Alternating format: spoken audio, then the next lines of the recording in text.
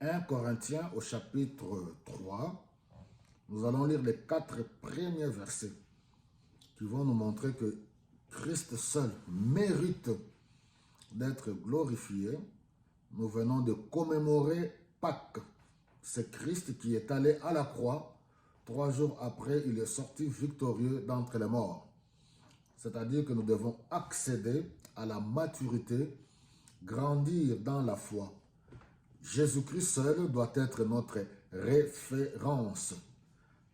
Verset 1 Corinthiens chapitre 3. En réalité, frères, je n'ai pas pu vous parler comme à des gens qui ont l'esprit de Dieu. J'ai dû vous parler comme à des gens de ce monde, comme à des enfants dans la foi chrétienne. C'est du lait que je vous ai donné, non de la nourriture solide, car vous ne l'auriez pas supporté, et même à présent, vous ne le pourriez pas, parce que vous vivez encore comme des gens de ce monde. Du moment qu'il y a de la jalousie et de rivalité entre vous, ne montrez-vous pas que vous êtes des gens de ce monde et que vous vous conduisez d'une façon toute humaine. Quand l'un de vous déclare « j'appartiens à Paul » et un autre « j'appartiens à Apollos », n'agissez-vous pas comme n'importe quel être humain. Au fond, qui est Apollos et qui est Paul? Nous sommes simplement des serviteurs de Dieu, car par lesquels vous avez été amenés à croire. Qui est Apollos? Qui est Paul? Je vous l'ai dit. L'église de Corinthe, c'est une église qui a reçu toutes les grâces de Dieu, où il y a presque tous les dons spirituels. Mais regardez comment Paul les traite. Il dit que vous êtes encore charnel. Quand vous vivez encore dans la division, vous vivez encore dans la jalousie, au lieu d'avoir vos regards fixés sur Christ, au lieu de marcher selon l'Esprit de Dieu et de chercher à ressembler à Christ, vous êtes encore charnel. Vous êtes encore des bébés spirituels.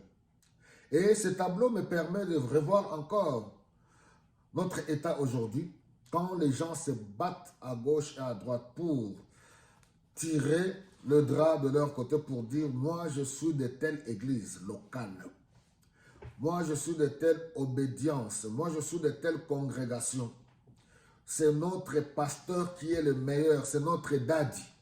Les gens se battent à cause de leur daddy, les gens se battent à cause de leur obédience religieuse, les gens se battent à cause de leur église locale, mais personne ne cite Christ. Les gens sont fiers de brandir le nom de leur religion. Moi, depuis mes grands-parents, depuis mes arrière-grands-parents, nous sommes de tels. Voilà, je mourrai dans telle religion, je mourrai dans telle, j'appartiens à telle. Ce qui est important, c'est d'appartenir à Jésus-Christ. En d'autres termes, nous devons grandir dans la foi, accéder à la maturité, quitter l'immaturité, quitter les biberons. Il y en a qui continuent à prendre les biberons comme des bébés spirituels, les laits maternels. Donc, nous devons faire un effort. Christ, c'est le sacrifice total et complet. Nous venons de célébrer, de commémorer, de nous rappeler, de nous souvenir de l'œuvre de Jésus-Christ à la croix. Les gens se battent inutilement. Mais à la croix, qui est allé à la croix?